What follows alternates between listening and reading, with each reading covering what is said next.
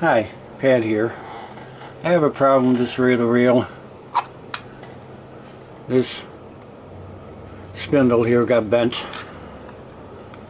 and so I went to a parts machine.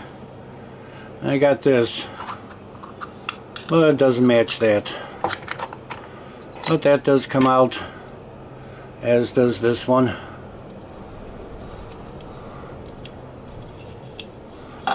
And it will go in there.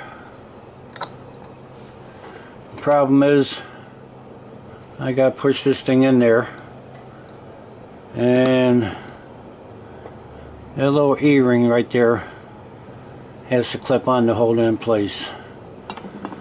So I cut myself a little piece of wood, put a screw in there, so I'm going to push down on that with,